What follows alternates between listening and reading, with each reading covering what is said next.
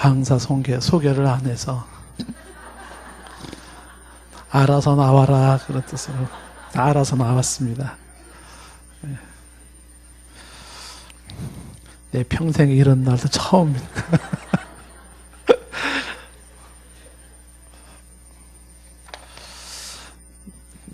자, 귀한 특성 감사드리고요. 우리가 하나님에 대한 공부를 하고 있는데 오늘은 이제 삼위일체 하나님에 대한 이야기를 좀 하려고 합니다.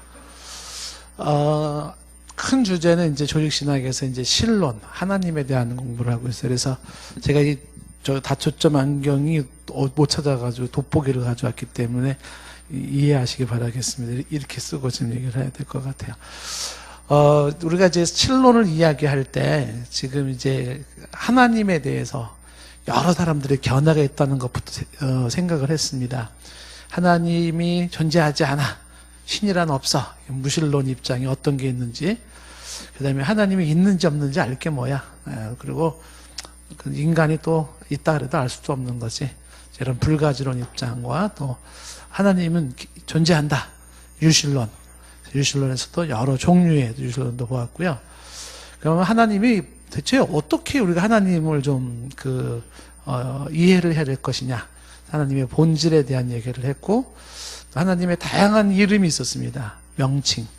하나님의 다양한 이름들이 어떤 이름이 있는지를 쭉 좀 보았고, 그 다음에 하나님의 속성이라 그래서 하나님이 가지고 있는 속성, 오직 하나님만이 가지고 있는 절대적인 속성과 또 인간의 모습에서 볼 수 있는 하나님과 인간에서 공의, 같이 볼 수 있는 공의적 속성이라고 하는 것들이 어떤 게 있는지 속성을 통해서 이런 분이 하나님이구나 라는 이제 그런 얘기를 했습니다. 그래서 오늘 이제 하나님에 대한 이야기 중에서 삼위일체 하나님에 대한 얘기를 이제 좀 하도록 하겠습니다. 삼위일체. 굉장히 좀 어려울 수도 있어요. 그렇지만 또 가능한 한 간단하게 이렇게 좀 정리를 좀 해봤으면 좋겠습니다. 이제 많은 사람들이 얘기를 하지 않습니까? 삼위일체 하나님, 삼위일체를 얘기를 합니다. 삼위일체 하나님이란 얘기부터 우리가 좀 얘기를 하겠습니다. 삼위일체 하나님을 특히 얘기를 해야 되는 것은 우리가 믿고 있는 하나님 있잖아요. 성경에 나와 있는 하나님은 독특하게 삼위일체 하나님이에요. 그러니까 기독교의 성경을 근거로 하지 아니한 여러 하나님을 얘기하는 데가 많습니다.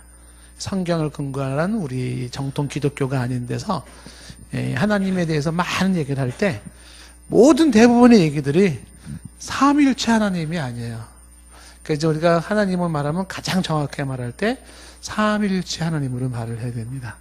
그래서 이것이 기독교의 가장 중요한 하나님을 구별시키고 또 독특하게 볼 수 있는 모습이다. 자, 그렇다면 이제 삼위일체 하나님이란 무엇인가 할 때 여기 삼위일체라는 이 단어부터 좀 설명을 해야 되겠죠. 그러니까 이제 이게 삼위일체라는 얘기를 이제 간단하게 이제 터툴리라는 사람이 이제 뭐라고 얘기를 했냐면 아주 쉽게 그러나 좀 알쏭달쏭하지만 간단한 얘기가 이런 거예요. 셋인데 하나고 하나인데 셋이다. 끝. 이게 삼위일체예요. 그러니까 셋이란 얘기예요, 하나란 얘기예요. 그러니까 셋이란 얘기, 하나란 얘기예요.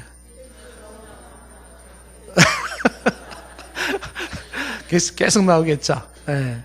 그러니까 하나님을 셋이라고 말해도 안 되고 하나님은 한 분이다라고 얘기를 할 때는 어떤 때는 요 말은 맞아요. 근데 그것이 이제 이따가 제가 뒤에 얘기를 하지만 다니엘 신론이라고 해서 그런 이제 다니엘 신론 개념으로 오직 하나를 얘기해서 삼위가 언급되지 않으면 그것도 틀리는 말입니다. 그러니까 한 분 하나님이라고 말할 때도 그 한 분 하나님이라는 거는 삼위를 전제로 한 한 분 하나님이에요. 그래서 중요한 것은 셋이 하나이고 하나가 셋이다 이런 의미를 가지고 있는 삼위일체라는 것인데 조금 더 설명을 한다 그러면은 삼위라고 하는 삼위. 그러니까 세 개의 위라고 하는 것은, 요 위라고 하는 게 다른 말로 말하면 인격이에요. 그러니까 세 인격, 이렇게. 삼위라는 것은 세 인격. 이렇게 말하면서 세 인격체, 세 인격. 이렇게 얘기할 수가 있습니다.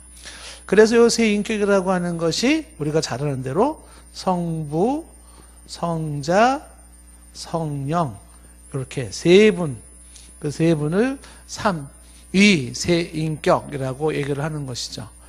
그래서 요 삼위를 얘기할 때에 요 성부, 성자, 성령은 여기서는 확실하게 여기서는 요거는 제가 이제 예전에 강조를 했지만은 요 성부, 성자, 성령이라는 삼위는 확실하게 구별돼요. 구별됨. 요거 잘 명심을 하셔야 돼요. 그러니까 삼위일체를 이해할 때 이렇게 이해하시면 안 됩니다. 성부가 성자고 성자가 성령이고 성령이 성부고 이렇게 이해하시면은 안 돼요. 그러니까 성부는 성부고 성자는 성자고 성령은 성령이에요. 그러니까 삼위라는 말만 이해할 때는 이 셋은 확실하게 구별을 시켜야 된다. 그래서 이걸 도매급으로 이렇게 막 묶어버리면 안 되는 거예요. 요거는 이제 신학적으로 얘기를 하면 굉장히 복잡한 얘기가 될 수가 있습니다. 예를 들어서 이제 현대 신학자 중에 한 사람이 이제 몰트마는 사람이 한 얘기가 이런 얘기인데 이 말은 맞을 것 같아요, 틀릴 것 같아요. 십자가에 달리신 하나님. 십자가에 달리신 하나님은 맞는 말일까, 틀린 말일까요? 여러분에게 제가 이 질문을 하는 것조차가 굉장히 어쩌면은 아주 난처한 질문을 하는 것일 수 있어요. 왜냐하면 이거는 정말 그 20세기 아주 대신학자가 쓴 책 제목이기도 해요. 십자가에 달린 하나님. 그분은 얘기를 할 때 십자가에 달린 하나님에서 십자가에 달린 성부 하나님을 얘기를 하는 거예요. 결국은 십자가에 달리신 예수 그리스도 성자가 곧 그것은 성부 하나님의 죽으심이다. 이렇게 얘기를 하는 거예요.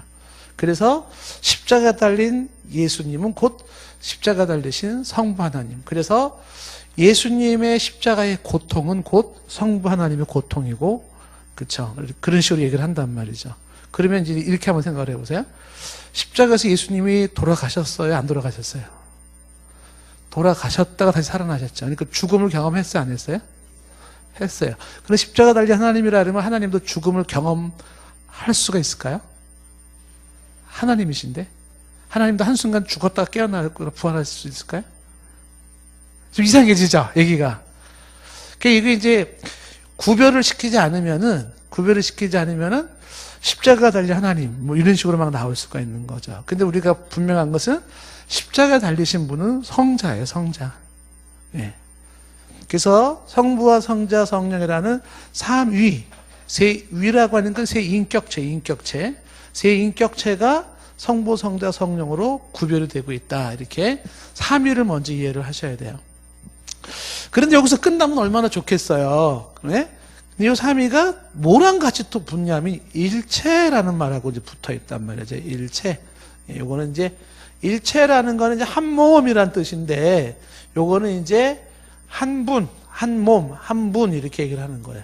세 인격 한 분 이렇게 이제 얘기를 하고 있는 거란 말이에요. 그럼 이제 일체라는 얘기를 할 때 이 한 분이 뭐냐라고 하는 것은 본질상의 하나의 본질이다 이렇게. 그러니까 여기서 본질 한 분을 이야기할 때는 여기서 조심해야 되는 게 있어요. 뭘 조심해야 되냐면 여기서는 성부, 성자, 성령이 구별이 된다 그랬잖아요. 구별이 되죠. 근데 여기서 일체를 얘기할 때는 여기서는 성부, 성자, 성령이 뭐라고 말해야 될까요? 이것은 구분되지 않는다 이렇게. 요 얘기. 그러니까 구별은 되는데 구분은 되지 않는다. 요게 이제 삼일체를 이해하는 아주 중요한 단어 중에 하나인 거예요. 그러니까 성부, 성자, 성령은 확실하게 구별은 시켜야 됩니다. 성부가 아니고 성부와 성자가 똑같지 않아요. 성부와 성자는 구별을 시켜야 되는데 구분되지 않는다는 건 뭐냐면 나눠지지 않는다는 거예요. 나눠지지가 않아요. 나눠지지 않는다. 그래서 성부와 성자와 성령을 세 분이기 때문에 이걸 나눠서 마치 세 개의 존재로 이해하면 안 되는 거예요. 존재는 한 분이에요. 한 분인데 그런데 성부, 성자, 성령이라는 삼위로 구별이 되고 있어요. 여기까지 얘기를 하면 이제 머릿속에 어떤 그림이 그려지냐면 몸은 하나인데 머리가 세 개 달린 괴물을 연상할 수가 있어요. 이렇게 생각하면 안 되는 거죠. 안 되는 것이고, 성부, 성자, 성령이라고 하는 한 분인 그 한 분이 성부, 성자, 성령이라는 삼위로 존재해 계시는 거예요. 삼위라고 하는 그 존재가 한 분으로서 존재하고 계신다. 그래서 성부, 성자, 성령은 분명하게 구별은 되어지는데 그분이 한 분으로서는 나눠지지는 않는다. 그게 뭔 소리야? 그러니까 이게 셋이란 얘기, 하나란 얘기야. 자, 삼위일체 하나님은 세 분이에요, 한 분이에요? 내가 좀 전에 얘기를 했잖아요. 처음에 터틀리안 얘기를 했잖아요. 그러니까 셋이 하나고 하나가 셋이라는 얘기를 했잖아요. 그러니까 이게 이제 어떻게 생각하면 모순처럼 들려지잖아요. 말이 안 맞잖아요. 하나면 하나고 셋이면 셋이지 무슨. 예를 들면 이제 아리스토텔레스라고 하는 사람이 가진 수사학이 있어요. 그 논리로 이 설명을 하면 이건 하나도 이상하지가 않아요. 근데 아직도 우리가 그 아리스토텔레스의 논리를 못 벗어나는 건데 거기서는 하나가 셋일 수 있고 셋이 하나일 수 있어요. 하나도 이상하지 않아요. 근데 우리는 이제 머릿속에 지금 하나면 하나고 셋이면 셋이지 어떻게 하나가 셋이고 셋이 하나냐 이제 이렇게 되는 거죠. 근데 하나이면서 동시에 셋이고 셋이면서 동시에 하나일 수 있는데 그것이 일체로서 한 분이신 본질적인 한 분이신 하나님께서 삼위라고 하는 세 인격체로 구별된 존재로 계신다 이렇게 이해하시면 되는 겁니다. 자, 그러면 굳이 왜 이런 식으로 구분을 하느냐라고 할 때 왜 이렇게 굳이 이렇게 복잡하게 얘기를 할까요? 그 이유는 하나님을 어떻게 하면 아주 난해한 하나님으로 소개할까? 그래서 누군가가 만들어낸 이론이 아니에요. 성경을 유심히 보니까 성경은 한 분 하나님으로 쭉 강조하면서도 세 분의 삼위가 동일하게 하나님으로 쭉 나타나고 있으니 이걸 어쩌면 좋은가? 그래서 성경에 나와 있는 하나님을 세 분으로 봐야 되는 것인가? 한 분으로 봐야 되는 것인가? 라고 할 때 셋과 하나라고 하는 것이 같이 있더라는 것이 같이. 그래서 나온 말이 삼위일체라는 말이 나오게 되는 것입니다. 자, 그랬을 때 이제 삼위에서는 요 성부, 성자, 성령이 굳이 이렇게 구별이 된다 했을 때는 기능상의 역할상의 삼위의 그 차이가 있다라는 것이죠. 그래서 성부라고 하는 것은 보통 이제 창조 사역, 계획, 섭리를 주관하시는 성부, 성자, 성령 삼위의 대표권을 가진 분이라 그러면 성자라고 하시는 이 하나님의 기능, 역할이라고 하는 것은 성부 하나님의 창조 계획에 대한 성취, 완성. 그리고 성취, 완성하신 거에 대해서 성령 하나님께서 그것을 적용, 보장, 보호하는 역할상의, 기능상의 그런 차이로서 분명한 구별을 두고는 있다. 구별은 두고 있다. 이렇게 보는 거예요. 삼위일체 하나님이 뭐냐라고 할 때 지금 단정적으로 얘기할 때 삼위는 이렇게 성부, 성자, 성령이라는 삼위가 일체 즉 한 분으로 계신다 이렇게 이해하시면 일단 됩니다. 이거는 이제 여러분들은 이해가 잘 못하는데 유치원 아이들한테 얘기를 하잖아요. 유치원 아이들한테 얘들아 하나님은 삼위 세 위격이 한 분으로 계셔서 셋이 하나고 하나면 하나가 셋이란다 이렇게 얘기하면 유치원 애들은요 하나도 문제가 안 돼요. 그거는 걔네들 논리로서는 그냥 있을 수 있는 일이에요. 그냥 넘어가요. 근데 유치원 졸업하고 이제 어른 된 사람들은 이제 도대체 말이 되는 소리냐 뭐 이렇게 될 수가 있어요. 말이 되든 안 되든 중요한 거는 뭐다? 성경에 이렇게 얘기를 하고 있다라고 하는 부분에서 우리는 그것을 믿음으로 받아들일 수밖에 없다라고 하는 것이에요. 그렇다면 한번 성경을 가지고 한번 설명을 해봐라 이렇게. 제가 지난번에 한 번은 여호와의 증인이라는 얘기를 하는데 여호와의 증인이라는 사람들은 삼위일체 하나님을 절대적으로 부정하거든요. 그래서 성경에 삼위일체라는 말이 단어가 있냐 그러면 없죠. 성경에 삼위일체라는 단어는 없어요. 그럼 삼위일체를 말하는 게 있냐? 있다. 대체 어디 있냐 그런 게. 그래서 제가 이제 성경을 쭉 들어서 보여줬으니까 있긴 있네 그러더라고요. 성경에 삼위일체라는 게 어디 있냐 막 이렇게 되는 거죠. 성경에는 예를 들어서 선교라는 단어도 안 나와요. 성경에는 미션이라는 단어가 없어요. 그런 단어 안 나옵니다. 성경에는 안 나오는 단어가 많이 있습니다. 우리가 쓰는 것 중에서. 자, 그런데 삼위일체라는 단어 자체는 안 나오지만 삼위일체 하나님에 대한 근거는 굉장히 많이 나온다. 그래서 성경에서 말하고 있는 성경의 삼위일체, 이렇게 성경의 삼위일체를 보면 첫 번째 이제 구약을 한번 보겠습니다. 구약을 보시면은 어떤 식으로 나와 있냐면 첫 번째 창세기 1장 1절에 보시면은요. 거기 보면은 하나님이 시작돼요. 하나님 창세기 1장 1절에 보면 태초에 하나님이 천지를 창조하시더라. 여기 무슨 삼위일체가 어디 있어? 이렇게 되죠. 거기 하나님이라는 단어가 복수예요, 복수. 단수가 아닙니다. 그래서 뭐야? 하나님이라는 단어가 엘로힘이라고 하는 게 복수 형태를 띠고 있어서 왜 하나님을 복수 형태로 썼을까? 예, 그 하나님들의 개념을 가지고 있는. 그래서 여기서부터 창세기 1장 1절부터 그게 하나님이 한 분이라는 얘기야, 아니면 한 분 이상이 된다는 얘기야, 이렇게 좀 헷갈리기 시작을 할 겁니다. 자, 그랬을 때 조금 더 나아가면 창세기 1장 26절 말씀 보면 창세기 1장 26절에 사람을 창조할 때, 하나님이 인간을 창조할 때 창세기 1장 26절에 이렇게 말해요. 하나님이 이르시되, 그때 뭐라고 말해요? 우리의 형상을 따라, 우리의 형상을 따라 우리의 모양대로 우리가 사람을 만들고, 이 우리는 한 명이에요, 두 명 이상이에요?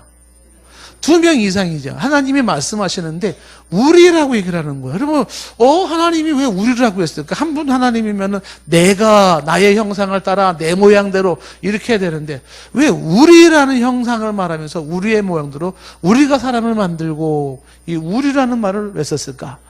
호칭에서 하나님이라고 호칭을 쓰는 것도 심상치 않았는데 이제 창세기 1장 26절에 보니까 아예 우리라는 호칭을 쓰고 있는 거야.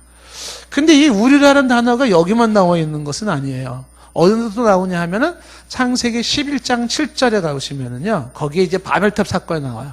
창세기 11장 7절에 보시면은 이렇게 돼요. 바벨탑 사건에서 자, 우리가 내려가서 거기서 그들의 언어를 혼잡게 하여 그들이 서로 알아듣지 못하게 하자. 그러니까 하나님이 말씀하시기를 우리가 내려가자, 이렇게 내려가는 거예요. 하나님, 우리가 내려가자.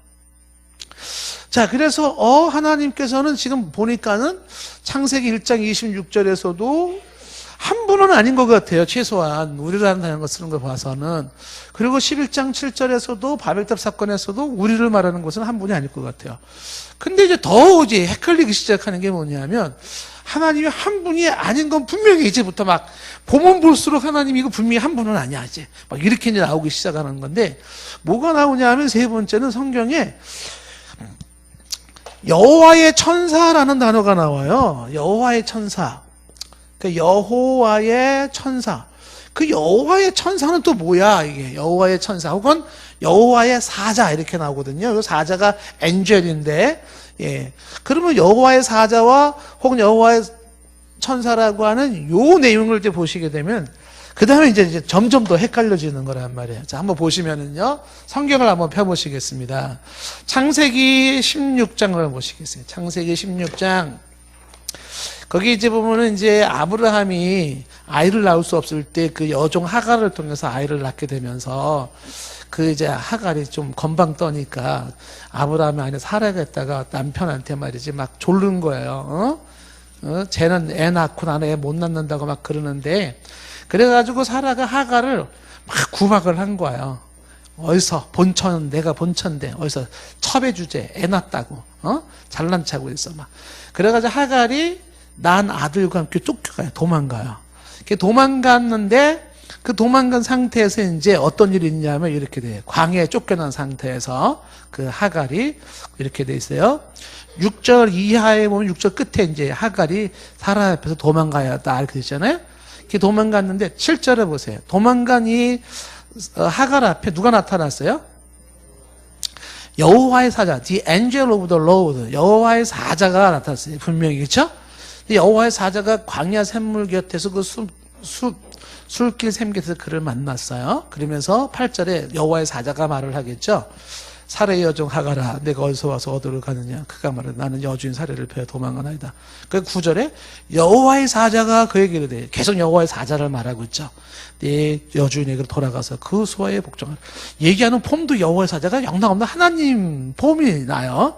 계속 보시겠습니다. 10절에 또 여호와의 사자가 또 그에게 이르되 내가 네 씨를 그에게 번성하여 그 수가 많아 셀 수 없게 하리라. 11절에도 여호와의 사자가 또 그에게 이르되 네가 임신하였은지가 아들을 낳으리니 그 이름을 이스마엘이라 하라. 이는 여호와께서 네 고통을 들으셨습니다. 그러니까 여호와의 사자가 하나님처럼 계속 얘기를 하고 있죠. 그때 이 하갈이 이 여호와의 사자를 향해서 이렇게 얘기를 하는 거예요. 13절에 보시면 하갈이 자기에게 이르신 여호와의 이름을 나를 살피신 하나님이라 하였으니, 그래서 뭐라 그래? 이는 내가 어떻게 여기서 나를 살피신, 누구를 배웠는고? 그러니까 지금 하갈이 만난 거는 하나님을 만난 거예요, 사자를 뵌 거예요? 헷갈리죠? 앞에서는 여호와의 사자가 계속 얘기를 했잖아요. 근데 하갈은 내가 여기서 어떻게 하나님을 배웠나라고 이야기를 하고 있어요. 근데 이게 하나도 이상하지 않게 흘러가고 있습니다. 왜 그럴까요?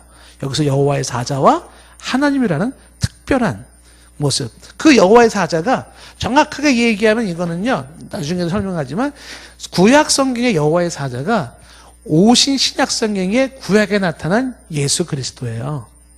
그러니까 예수 그리스도가 이 땅에 태어나시기 이전에 구약에 나타나는 게 여호와의 천사, 여호와의 사자의 모습으로 등장합니다. 이게 그 삼위일체 하나님에 대한 아주 강력한 힌트를 주고 있습니다. 에이, 그건 좀 무리 아닐까요? 여호와의 사자는 여호와의 사자고 하갈이 뭐 잘못 말한 거겠죠. 뭐 하갈의 말이 다 맞겠어요? 이제 이렇게 또 주장하실 분이 계실지 모르겠어요. 그런데 이게 하갈의 문제로 끝나지가 않더라는 거죠. 아브라함과 이야기 속에서 이런 내용이 나옵니다. 잘 보십시오. 창세기 18장을 가보시면, 창세기 18장 보시면 18장 1절에 여호와께서 마므리의 상실의 나무 틀에 있는 곳에서 아브라함이 나타나시는, 누가 나타났다 그랬어요? 여호와께서 나타났다 그랬어요. 그렇죠? 1절에 여호와께서 마므리의 상실의 나무 틀에 있는 곳에서 아브라함이 나타나시다. 묻습니다. 누가 나타났다고요? 여호와가 나타났습니다. 여호와가. 그랬는데 여호와가 나타났는데 2절을 보시면은 눈을 들어본 즉 뭘 봐요? 사람 셋이 맞은편에 서 있어요. 사람 셋이. 여호와가 나타났는데 사람 셋이 맞은편에 있다. 그러면 이게 뭐야? 여호와가 나타났다고는 했는데 왜 사람 셋이 나타났을까? 그런데 이 사람 셋을 주목하셔야 돼요. 사람 셋이 맞은편에 서서 그들을 보자마자 이 장막문 달려나가서 영접하여 몸을 땅에 굽혔어요. 아브라함이. 그리고 3절에 뭐라고 불러요? 이르되 3절에 내 주여 그러죠. 내 주여. 그러니까 여호와가 나타났고, 그 다음에 그 나타난 여호와를 세 사람으로 나타났는데 그 세 사람을 바라보면서 내 주여 할 때 그 주라는 말이 소문자 LORD를 쓸 수도 있고 대문자 LORD를 쓸 수 있어요. 그래서 이거는 대문자 LORD라는 여호와의 개념, 로드, 여호와라는 의미로 또 쓰여지고 작은 문자로 쓰여서 이거는 이제 학자들이 이제 왔다 갔다 하는 거예요. 그런데 이제 이 내 주여라고 말하면서 내가 주께 은혜를 입었으면 원하건대 종을 떠나 지나가지 마십시오. 그러면서 8절에 물을 가져오고 5절에 떡을 가져오고 하면서 이제 송아지를 잡고 7절에 엉긴 젖을 만들고 우유를 만들고 요리를 만들어 간 거예요. 자, 그랬을 때 이제 9절에 보니까 그들이 아까 세 사람을 말하겠죠? 여호와라고 일컬어지는 세 사람, 그들이 아브라함에게 이르되 네 안에 사라가 어디 있냐 말해요. 대답하되 장막에 있나이다. 그러니까 10절에 그가 이르되 뭐라고 말하냐면, 여기 그가 이르되라는 말이 이제 공동 번역에는 하나님이 이르되, 여기 10절에 요거는 우리말 성경이 좀 그라는 말이 적절치가 않아요. 정확한 말이 이게 여호와, 더 로드, 여호와가 이르되 이런 말이에요. 아까 3절에 말했던 내 주여 했던 그 단어가 10절에서는 더 로드, 여호와께서 말씀하시되, 공동 번역에서는 하나님이 말씀하시되 이렇게 되어 있는데 뭐라고 말을 하냐면 그 세 명이 지금 여호와로 막 얘기를 하는 거예요.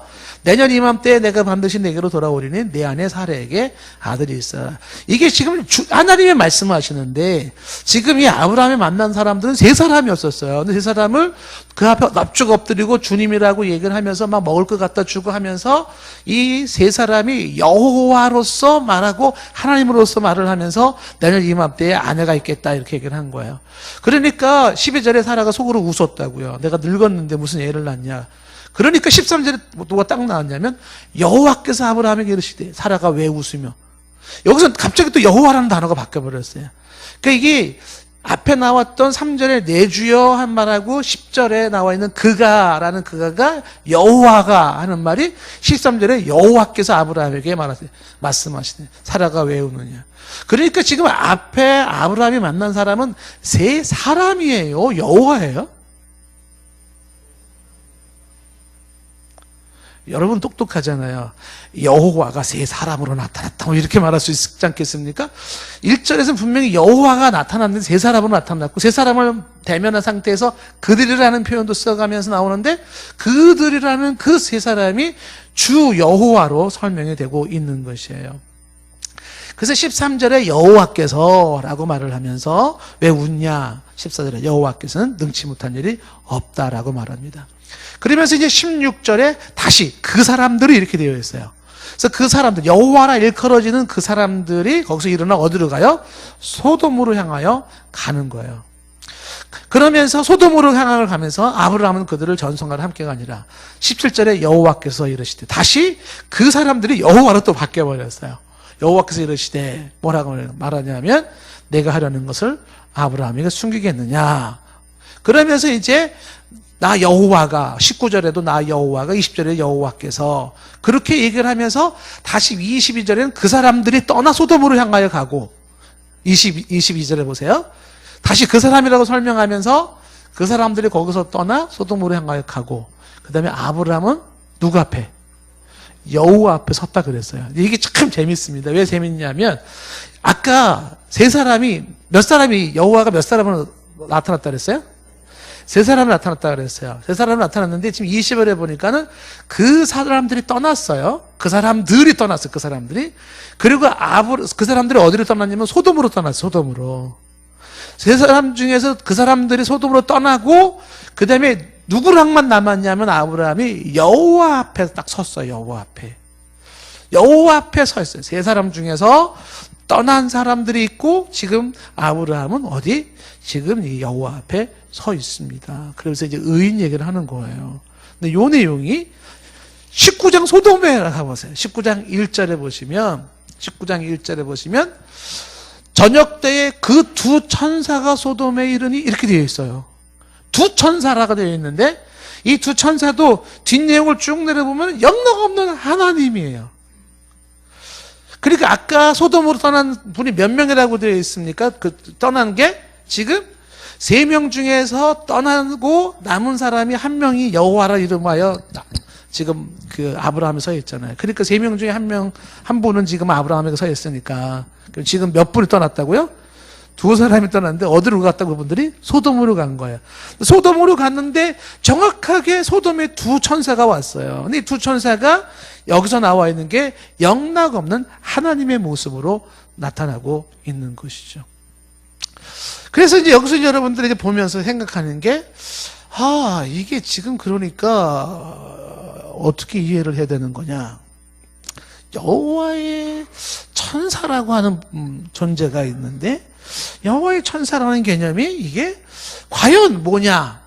이게 성경을 전체로 쭉 종합적으로 볼 때, 삼위일체 하나님으로 설명하지 않고는 설명이 될 수가 없는, 분명히 한 분 하나님이시면서도 세 분의 모습으로서 그 모습이 나타나고 있는 그 모습을 이제 볼 수가 있습니다. 자, 여기서 끝나는 게 아니겠죠? 또 한번 보시겠어요? 21장 한번 가보시면요.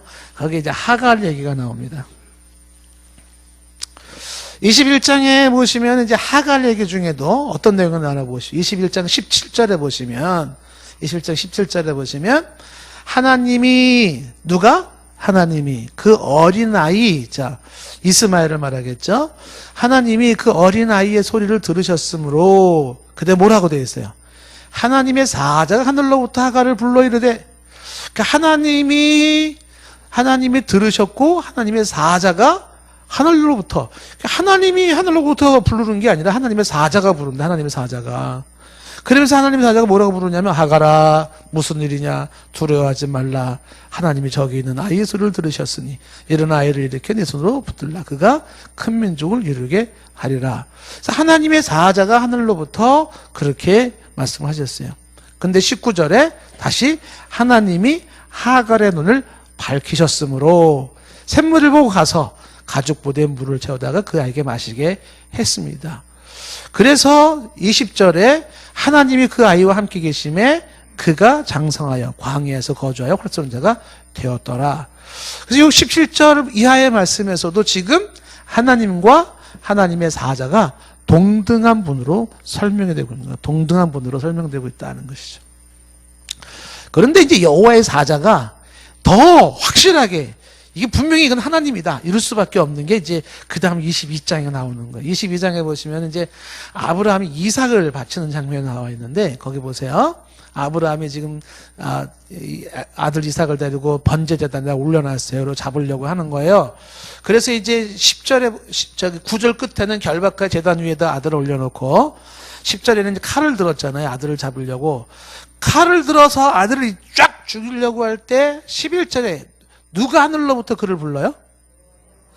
여호와의 사자예요. 여호와의 사자가. 여호와의 사자가 뭐라고 불러요? 아브라함아, 아브라함아 그러는 거예요. 여호와의 사자가 아브라함아, 아브라함아 그러는 거예요. 그러면서 12절에 뭐라고 말했냐면 사자가 이르되, 여호와의 사자잖아요. 사자가 이르되 그 아이에게 손을 대지 말라. 그에게 아무 일도 하지 말라. 내가 네 아들 내 독자라도 내게 아끼지 아니하였으니 이게 뭐예요? 아니 사자가 나한테 아끼지 않았대. 나한테 네가 독자를 바치는데 나한테 아끼지 않은 것을 아는데 내가 이제야 내가 하나님을 경외하는 줄 알겠다. 지금 아브라함이 이삭을 바친 게 사자한테 바친 거예요? 여호와의 사자한테 바친 거예요? 하나님한테 바치는 거예요? 그런데 사자가 나타나가지고 아브라함아 아브라함 부르면서 나한테 아끼지 않았다.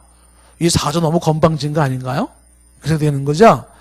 그래서 이 사자가 여호와의 역할을 하면서 이 얘기를 하는 거죠. 그래서 이제 경외하는 줄 이제 알았다라고 말을 한 겁니다. 그래서 이제 눈을 들어보니까 수풀이 한쪽에 걸려 있었어요. 그래서 4절에 아브라함이 그 땅을 여호와 이레라고 말하면서 여호와의 산에서 준비했다 이렇게 했어요. 그러면서 15절에 다시 여호와의 사자가 다시 여호와의 사자에 또 여호와의 사자가 하늘로부터 두 번째 아브라함을 또 부르는 거예요. 이르시되 여호와께서 이르시기를 또 이렇게 말하는 거야. 그러면서 내가 나를 가리켜 맹사노니 내가 이같이 행하신지 내 아들 내 독자라도 아끼지 않냐고. 여호와의 사자가 말하면서 또 여호와께서 이르시기를 나한테 이렇게 하지 않았다라고 말하면서 17절에 내가 내게 큰 복을 주고 내 씨가 크게 번성해 하늘의 별과 같고 바다의 모래 같게 할지니 라고 이야기를 하고 있습니다. 자, 이런 내용들을 바라볼 때 여기서도 지금 뭘 보고 있냐면 여호와의 사자, 구약에 나타난 여호와의 사자는 영락 없는 여호와 하나님으로 나타나고 있다는 것이죠. 어떻게 이해해야 될까?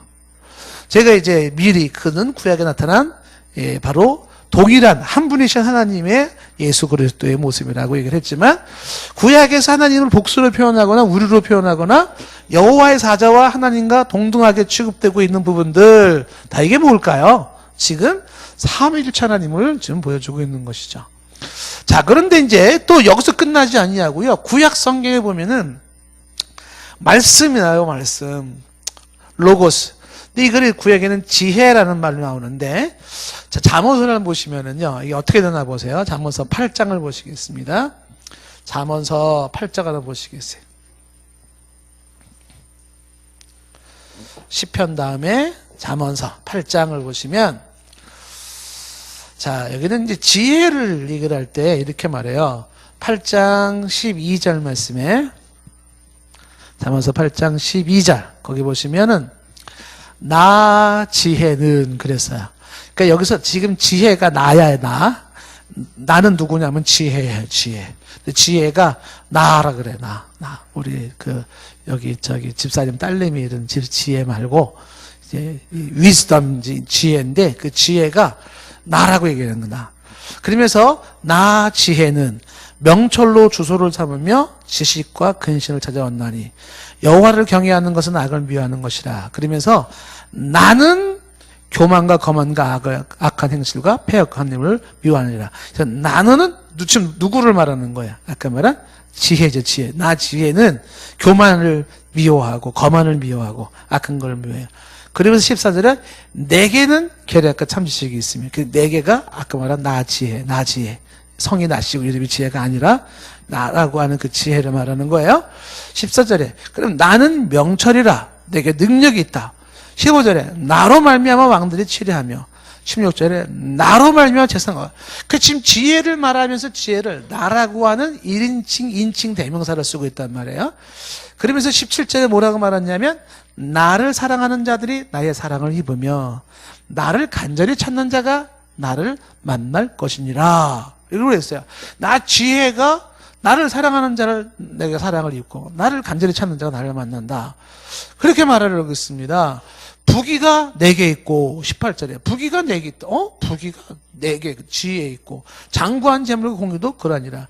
내 열매는 금이나 정금보다 나으며 내 소득은 순금보다 나으리라. 나는 정의로우며 정의로운 길을 행하며 쭉 얘기를 하고 있지 않습니까? 21절에 이는 나를 사랑하는 자가 재물 얻고 이렇게 말하고 있어요.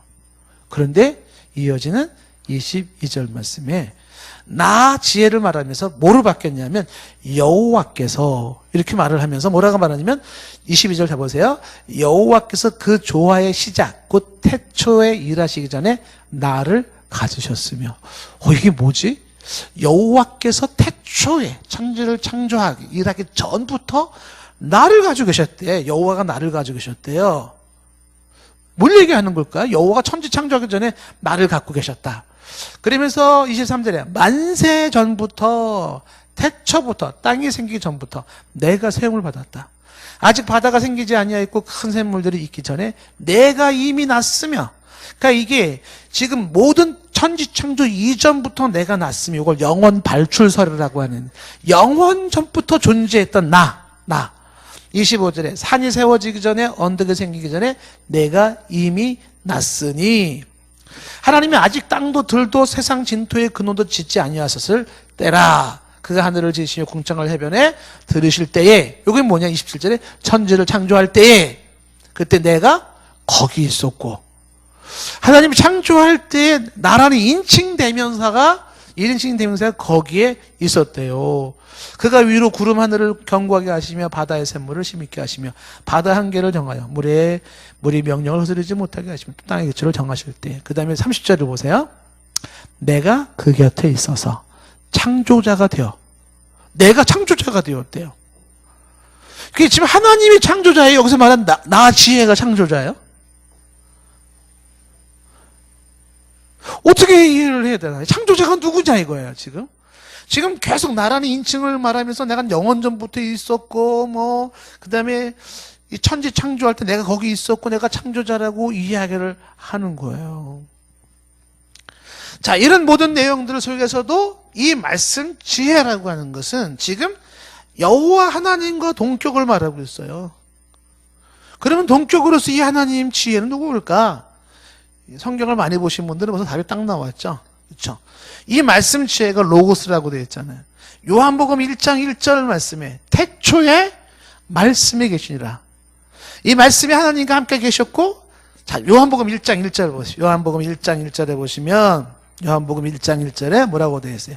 요한복음 처음 시작에 태초에 in the beginning 처음에 천지 창조 이전 훨씬 영원한 창조 영원히 그 영원에 이렇게 태초라는 게 영원전에 뭐가 계셨냐면 로고스 말씀이 계셨어요. 근데 이 말씀이 하나님과 함께 계셨어요. 이 말씀이 곧 하나님이래요. 말씀이 하나님과 함께 있었으면서 동시에 이 말씀이 하나님이라는 겁니다. 그러면서 이 말씀이 하나님 계셔서 2절에 그가 태초 하나님과 함께 계셨고 만물이 그로 말미암아 지은 바 되었어요. 지은 것이 하나도 그가 없이 된 것이 없느니라 라고 말씀하고 있습니다. 그러면서 14절 말씀으로 쭉 내려오면 어떻게 돼요? 이 말씀이 육신이 되었대요. 말씀이 육신이 되어 우리 가운데 거하시는데 보니까 우리가 그의 영광을 보는데 아버지 독생자의 영광이고 그 은혜와 진리가 충만하더라. 말씀이 육신이 되셨대요. 말씀이 육신. 누구를 말하는 걸까요? 예수 그리스도를 말씀하시네요. 그 예수 그리스도가 말씀으로 계시다가 육신이 되셨다 이렇게 얘기를 하고 있는 것이에요. 그렇다면 구약에서 나왔던 그 말씀이라고 하는 것이 영락 없는 바로 지금 요한복음 1장에서 말한 그대로 바로 구약에 계셨던 예수 그리스도의 모습으로 설명할 수가 있다라고 하는 것입니다. 자, 그런데 여기서 이제 끝나지 아니하고 구약에 이제 소위 말하면 성령, 구약의 성령이라는 단어가 나오는데 보통 성령, 성신이라고 부분을 똑같아요. 성령이나 성신이나. 일단 창세기 1장 2절 말씀을 다시 창세기로 가보시면, 우리가 지금 구약을 보고 있는 거니까 창세기 1장 1절에서는 하나님의 복수 형태를 보았고, 1장 2절에 보시면은요, 땅이 혼돈하고 공허하고 흑암이 깊음 위에 있고 그랬죠. 그 다음에 누가 수면 위에 운행하세요? 하나님의 영은 이렇게 되어 있어요. 하나님의 영. 그러니까 하나님이 수면에 운행하는 게 아니라 이제 또 하나님의 영이 수면에 운행하신다. 그래서 하나님의 영, 스피릿이, 이런 명이 수면에 운행하신다. 이렇게 되어 있어요. 자, 그래서 또 하나님이 대체 천지 창조는 지금 예수 그리스도랑 같이 하신 거야, 말씀과 같이 하신 거야, 뭐야, 막 이러다가 지금 하나님의 영 얘기가 나왔다고요. 근데 이게 이사야를 한번 보겠으면, 이사야서 보시면 이사야 48장을 보겠어요. 거기는 이제 삼일체를 이렇게 설명하고 있어요. 이사야서 48장, 이사야서 48장에 보시면 48장 12절 말씀서부터 보시면,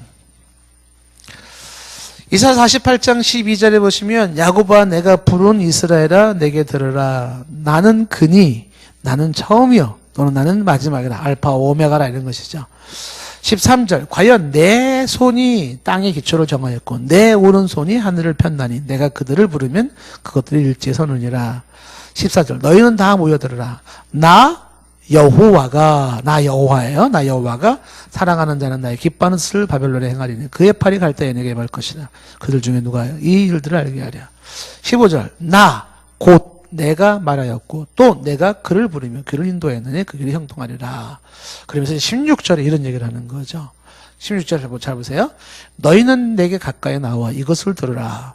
내가 처음부터 비밀히 말하지 아니하였나니 그것이 있을 때부터 내가 거기에 있었노라 하셨노라. 그러면서 이제는 주 여호와께서 나와 그의 영을 보내셨느니라.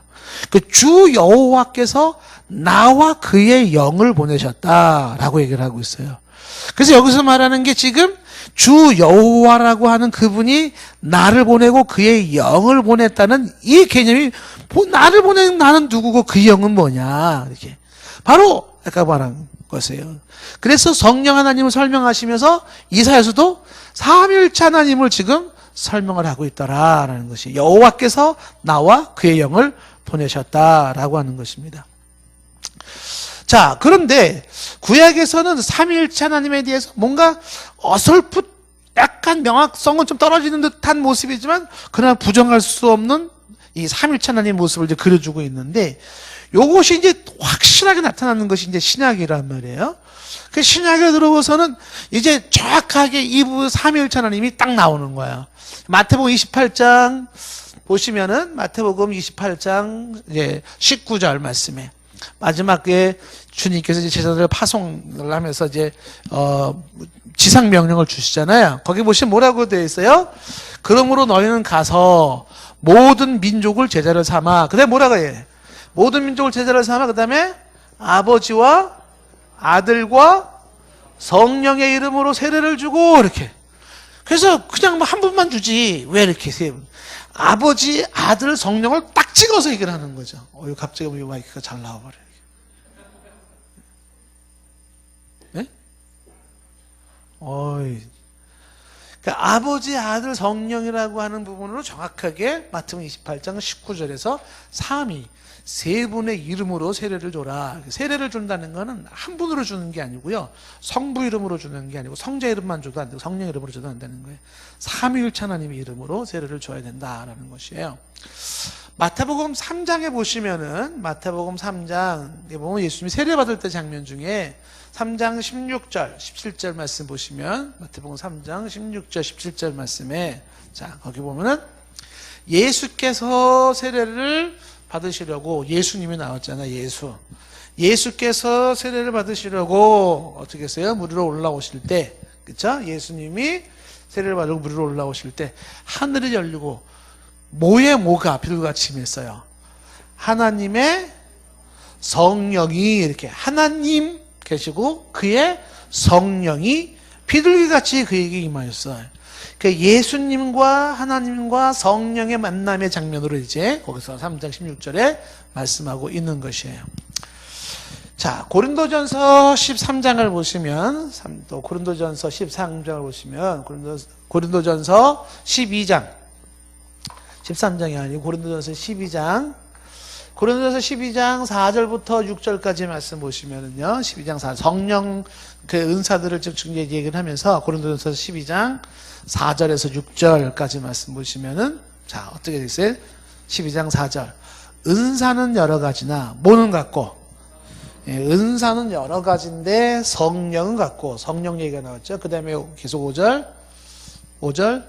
지금은 여러 가지나, 뭐는 같으며, 주는 같으며, 이제 나중에 설명하지만 신약에서의 주라고 하는 것은 이거 예수님을 말해요. 신약에서는. 그 다음에 또 6절에 보시면은요, 그 다음에 사역은 여러 가지나 모든 것을 모든 사람 가운데 이루시는 하나님은 같으시니, 이렇게. 그래서 보통은 하나님이라는 단어는 성부 하나님의 대명사입니다. 대표성을 가지고 있어서. 그래서 고린도서 12장에도 성령과 주와 하나님이라고 하는 삼일체를 얘기를 하고 있는 것이에요. 그 다음에 이제 목사님들이 주로 축도하는 그 축도의 근거가 고린도후서 13장 13절이었는데, 좀 전에 읽었던 고린도후서 13장 13절 말씀 보시면은 거기는 아주 정확하게 또 뭐라고 나와 있어요. 우리 주 예수 그리스도에서 예수 나오죠. 예수 그리스도, 우리 주 예수 그리스도의 은혜와, 그 다음에 하나님의 사랑과, 하나님의 사랑과, 그 다음에 성령의 교통하심이 너희 무리와 함께 있을지어다. 그래서 예수 그리스도, 하나님, 성령을 정확하게 세 분을 얘기를 하고 있는 거죠. 자, 신약 성경을 통하여서 성부와 성자가 어떻게 하나된 모습으로 나올까? 혹은 성자와 성령이 어떻게 하나된 모습으로 나올까? 혹은 성부와 성령이 어떻게 하나된 모습으로 나올까? 이제 그게 이제 우리가 다음 시간에 쭉 볼 거예요. 더 구체적인 내용들이. 그런데 정확하게 성경에서는 지금 성부, 성자, 성령 삼위의 모습이 이렇게 정확하게 나타나고 있더라라고 하는 것입니다. 그러면 여기서 이제 우리가 생각해야 될 것이 뭐냐면, 하나님은 바로 한 분으로서 세 인격체로서 성부, 성자, 성령으로 계셨는데, 이 세 분이 같이 영원전부터 같이 동시선지하시고, 세 분은 동일한 권능을 가지세요. 그리고 동일한 예배의 대상이 되신다라는 것을 알 수가 있는데, 자, 간단하게 주의사항만 얘기하고 오늘은 좀 마치겠습니다. 대충 여러분들이 이제 삼일체라는 거를 설명을 좀 듣는데, 이렇게 하나님을 이렇게 얘기하면 이건 우리가 믿는 하나님은 아닌 거예요. 첫째, 어떤 하나님을 얘기할 때 조심해야 되냐면, 아까 말한 거죠. 하나님은 삼신론, 하나님은 세 분. 그러니까 세 분 하나님으로 말하면, 이렇게만 얘기하면 이거는 틀리는 거다라는 거예요. 왜? 여기는 일체라고 하는 한 분 하나님의 개념이 없기 때문에 이렇게 세 분 하나님을 말하면 안 된다라는 것이. 또 반대로 이제 단일신론이라는 얘기를 해서, 단일신론, 여기서는 이제 한 분 하나님만 얘기해요. 한 분 하나님. 그러니까 한 분 하나님만을 얘기할 때는 지금 뭐를 강조를 안 할 때 이렇게 조심해야 되냐면, 한 분 하나님을 이야기하는 것에서 여기서는 삼위를 부정할 때, 삼위를 부정, 이런 부분들도 잘못된 거예요. 여기서 세 분 하나님을 얘기할 때는 여기서는 한 분을 부정하고 있으니까, 한 분을 부정하고 있기 때문에 잘못된 거예요. 그러니까 하나님을 얘기할 때는 세 분만 얘기해도 안 되고 한 분만 얘기해도 안 되는 것이다, 이렇게 일단은 이해할 수 있겠죠. 그 다음에 세 번째 잘못 이해하는 것 중에 하나가 뭐냐면 종속론이라는 거예요. 종속론.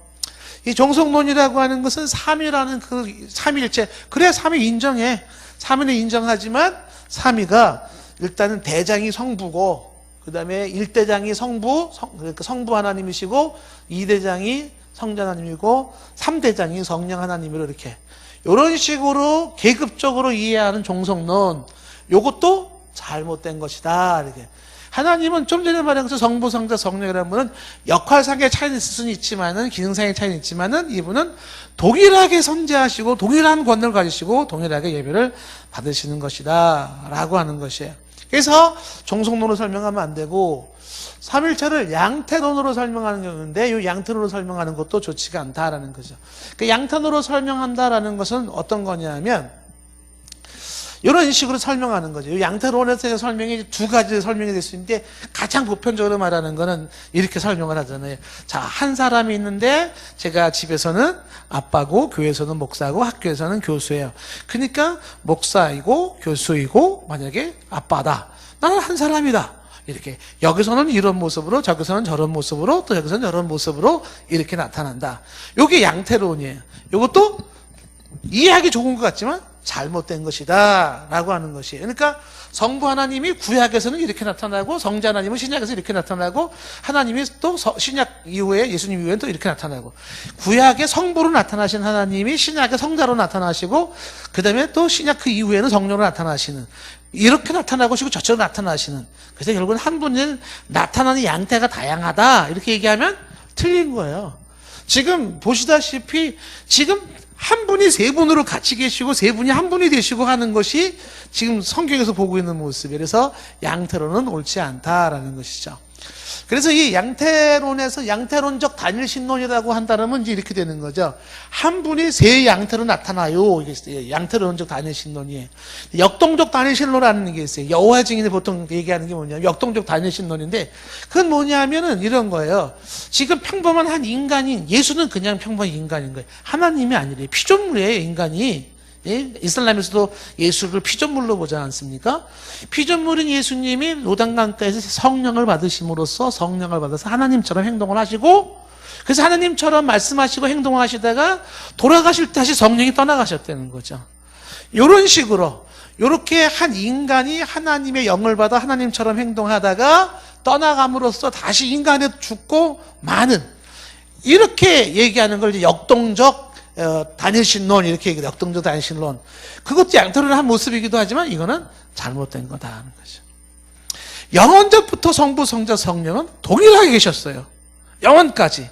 그리고 이 동일하신 세 분이 동일하게 성부가 계실 때 성자, 성령이 계시고 성자가 활동하실 때 성부, 성령 계시고 성령이 역사하실 때 성부, 성자 같이 역사하세요.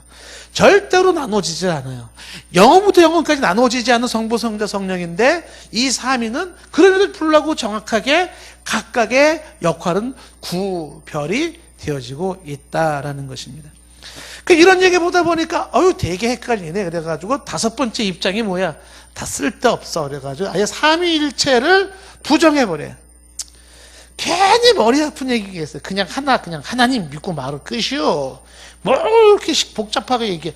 이렇게 얘기해도 이건 틀리는 거예요. 이렇게 얘기하면 안 돼요. 왜냐하면 삼위일체가 아닌 하나님으로 설명하는 게 굉장히 많습니다. 우리가 지난번에 말했지만은요, 유일신을 얘기하는 건 유대인들도 유일신 얘기하고, 모슬림, 이슬람도 유일신 얘기하고 있잖아요. 하나님이 굉장히 많아요. 옛날에 우리 할머니들은요, 돌아가신 삼신 할머니도 하나님이에요. 그게 성경에 말하는 하나님 맞습니까? 삼신 할머니 삼위일체예요? 아닌 거예요. 저 인도에 가면요, 개도 하나님이고요, 쥐새끼도 하나님이고, 원숭이도 하나님이에요. 삼위일체 하나님이? 아닌 거예요. 그러니까 삼위일체 하나님으로 말하지 않으면 그건 우리가 말하는 하나님이 아니다. 삼위일체를 부정하면은 우리의 진정한 예배 대상이 잘못되는 거예요. 그건 옳지 않은 거죠. 그래서 우리가 찬송할 때도 삼위일체 하나님을 찬송하고 예배를 삼위일체 하나님 예배하는 거죠. 여러분, 우리가 하나님을 섬기는 데 있어서 하나님을 제대로 알지 못하고 섬긴다면 어떻게 될까요? 그건 모욕인 거죠. 그래서 조심해야 되는 것은 뭐냐 하면 삼위일체를 설명하는 게 굉장히 어렵고 어쩌면 힘들 수가 있어요. 그래서 빠지기 쉬운 함정 중에 하나가 뭐냐면 예화를 자꾸 들어요. 삼위일체는 예화를 들지 말라는 거예요. 그냥 셋이면서 하나고 하나면서 셋이 아니야. 이걸 믿는 거죠. 신앙하는 거죠. 신앙. 그거를 설명하기 위해서 예화를 자꾸 들면은 다양한 모습으로 함정에 빠지게 된다. 예를 들면 나무가 하나인데 뿌리가 세 개로 갈라져 있다. 그게 삼일체다. 뭐 이렇게 얘기를 한다든지, 이렇게 물이 액체가 있는데 이거를 이게 얼리면 고체가 되고서 또 끓이면 기체가 돼가지고 액체와 고체와 기체는 하나인데 이렇게 물로 있다가 얼었다가 수증기로 갔다 이런 식으로 설명하는 것도 옳지가 않다라는 것입니다. 이 신학자 중에 한 분이 이런 얘기를 했어요. 삼위일체를 완벽히 알려고 하는 사람은 머리가 돌 것이다. 그러나 삼위일체를 부정하는 사람은 그 영혼을 잃어버리게 될 것이다. 그 삼위일체를 완벽하게 알려고 그러면 돌아버릴 것이고, 삼위일체를 부정하면 그 영혼을 잃어버리게 된다. 그래서 이 삼위일체가 왜 이렇게 중요하냐면 하나님을 제대로 예비하기 위해서도 필요한데, 요게 삼위일체가 우리의 구원론을 이해하는 데 결정적이에요. 이게 이제 에베소서 1장에 나온 내용인데요. 우리의 구원이요, 삼위일체를 통하지 않고 구원의 제대로 설명이 안 되게 되어 있습니다. 그래서 이거는 다음 시간에 우리가 좀 더 보도록 하겠습니다. 오늘은 삼위일체가 뭐냐라는, 삼위, 성부, 성자, 성령이 한 분 하나님이십니다. 다시 성부, 성자, 성령 삼위가 세 인격이 한 하나님이십니다. 한 분 하나님이 성부, 성자, 성령 삼위로 계십니다. 이렇게 여전히 눈동자가 여러분들이 알듯 모를 듯 이렇게, 이게 그냥 아멘으로 받아들이실지도 모르겠어요. 기도하겠습니다.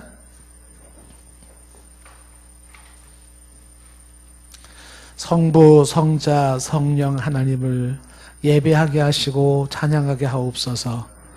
성부, 성자, 삼위일체 하나님이, 그 삼위 일체 되신 하나님이 우리의 하나님인 줄로 믿습니다.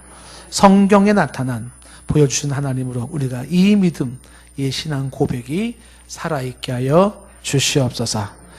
예수님의 이름으로 기도드리옵나이다. 아멘.